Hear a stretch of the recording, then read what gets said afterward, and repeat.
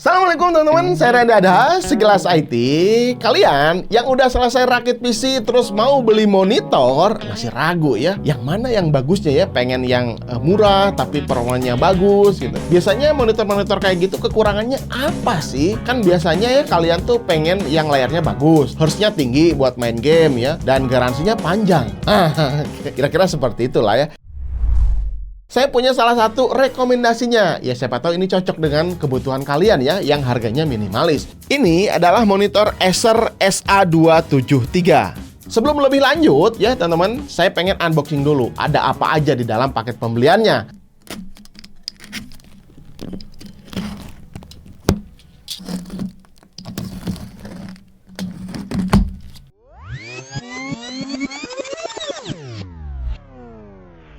Yang pertama ya, di sini saya dapat 1 kali kabel HDMI, 1 kali adapter power, 1 kabel jack 3,5 mm.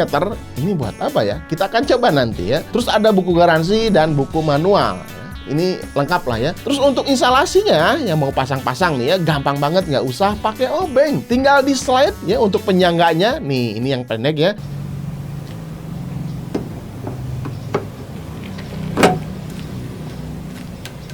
Terus bagian kaki, ini mirip kaki bebek ya, yang bulat ini tinggal dimasukin aja dan terkunci, selesai. Gampang ya. Monitor ini tuh ultra tipis ya, ramping. Cuma 7,2 mm aja ya, nggak makan banyak tempat. Mau dipajang di mana aja bisa. Bezelnya juga udah tipis, jadi rasanya layarnya tuh lebih luas untuk ukuran 27 inch kayak gini.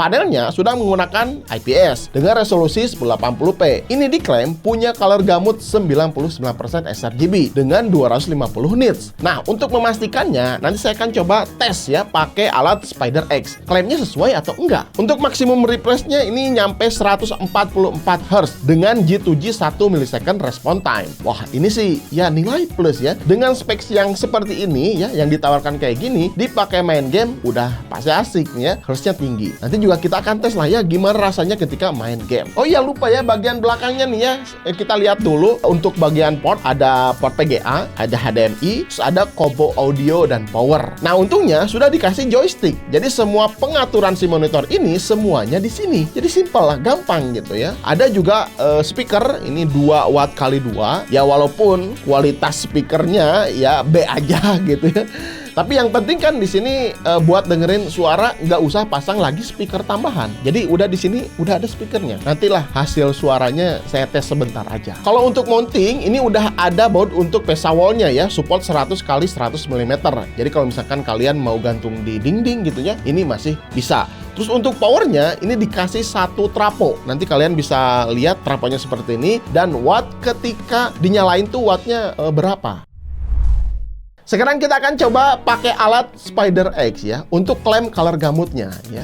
Nah, di sini saya coba beberapa kali tes ya pakai alat SpiderX ini, ternyata hasilnya sesuai klaim ya. Dapat 99% sRGB. Hasilnya ya cukup bagus. Untuk brightness-nya ternyata lebih terang. Ini lebih bagus ya, mendapatkan 286,3 nits dibandingkan klaimnya ya di webnya tuh masih diklaim 250-an. Nah, tapi kalau untuk black-nya ya, warna hitamnya ini dapat 1,32.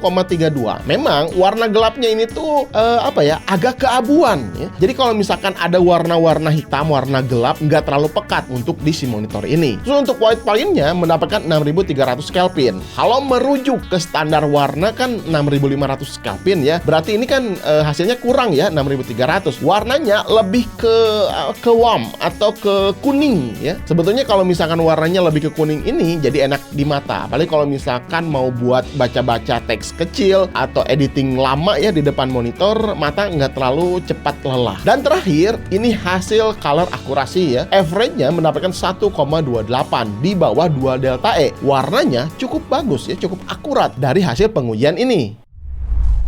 Nah, sekarang kita akan langsung saja main game ya, tes main game. Pastinya monitornya udah saya setting di 144 Hz. Dan ini ternyata udah ada fitur VRB. Jadi saya coba aktifkan aja ya. Di kamera mungkin akan terlihat ada kayak flicker gitu ya, geber-geber ya. Nah, ketika si VRB-nya aktif. Tapi kalau misalkan saya lihat langsung kayak gini ya nggak ada, normal-normal aja. Fungsinya ya untuk mengurangi efek blur. Jadi si backlight di monitor itu dimatikan. Kalian bisa lihat tuh VRB normal ya. Terus off VRB-nya dan ekstrim. Kelihatan ada perbedaan ya. Semakin gelap layarnya, semakin nggak kelihatan nanti si blurnya. Nah, di scene gambar ini tuh yang gerakannya cepat. Misalkan game FPS tembak-tembakan atau game action kayak si Wukong tuh kan hit-hitnya gitu ya, efek-efeknya. Biasanya kan pergerakannya tuh cepat ya untuk kill-kill monster ya. Jadi lebih enak aja dipandang ya ketika si VRB-nya kita aktifkan. Kalau pas tembak-tembakan ya untuk meminimalisir blur ya, ini nantinya bakal membantu ya ketika kita menembak musuh lebih akurat. Nah, kalau kalian misalkan mau main game lama atau nulis skrip ya, kan biasanya berjam-jam tuh ya nyari nulis-nulis di depan monitor. Terus misalkan nonton film seharian, kalian nggak usah takut khawatir karena si monitor ini tuh udah dilengkapi dengan 4 perlindungan. Yang pertama ada Blue Light Shield. Nah, ini tuh mengurangi cahaya biru yang bisa merusak mata. Nah, ini udah ada perlindungannya. Terus yang keduanya ada Low Dimming, menurunkan 15% kecerahan di ruangan gelap supaya mata nggak cepat lelah. Ya ini kayaknya otomatis juga ya. Terus yang ketiga, flickerless, menghilangkan flicker ya pada layar dengan suplai daya yang stabil. Makanya ya ini punya daya yang cukup stabil. Yang keempat ada Compute View. Ini mengurangi pantulan dari sumber cahaya di sekitar. Terus untuk garansinya ini lama banget ya, 3 tahun untuk panel ya, suku cadang ya, terus servis. Serta tambahan 1 tahun AADP, Accidental Damage Protection. Jadi misalkan jatuh nggak sengaja atau terkena air nggak sengaja, masih bisa diklaim garansinya. Harganya ketika saya lihat di e-commerce 1.650.000-an. Ya kurang lebih 1,6 lah ya.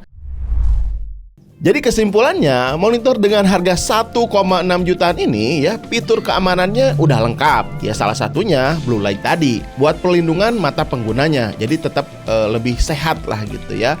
Kalau minusnya sih apa ya? Paling yang nggak bisa nengok kanan kiri aja ya, cuman bisa tilt ke bawah dan ke atas.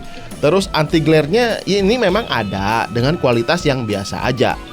Harusnya sih ini udah dimaklum dengan harga seterjangkau ini. Bukan termasuk kekurangan sih sebetulnya ya. Sisanya mah apa ya, sepengetesan saya ini sih udah terlalu murah dengan harga 1,6 jutaan ya. Terus fiturnya juga menurut saya segudang. 1,6 juta fiturnya banyak kayak tadi. Untuk editing foto, terus editing video, warna akurasinya di bawah 2 delta E, ini bagus. Kalau misalkan ya editing profesional ya kayaknya belum nyampe ke sana ya si speknya. Kalau misalkan buat konten-konten, bikin konten di YouTube, di Instagram, ngedit-ngedit foto biasa gitu ya, ya ini udah lebih dari cukup. Oke, mungkin gitu aja teman-teman. Gimana menurut kalian? 1,65 jutaan ini bisa jadi rekomendasi yang bisa saya sarankan sih. 1,6 juta, speknya gaming oke, terus layarnya bagus, terus fiturnya banyak juga, kayaknya oke sih. Asalkan ya dipakainya di ruangan aja lah ya, jangan terlalu terang-terang. Oke, gitu aja teman-teman. Mudah-mudahan video ini bisa bermanfaat. Jangan lupa kalau misalkan ada saran atau komentar, tinggalkan di bawah. Sampai ketemu di video berikutnya. Saya Randy Adhas, Kelas IT. Assalamualaikum warahmatullahi wabarakatuh. Salam teknologi.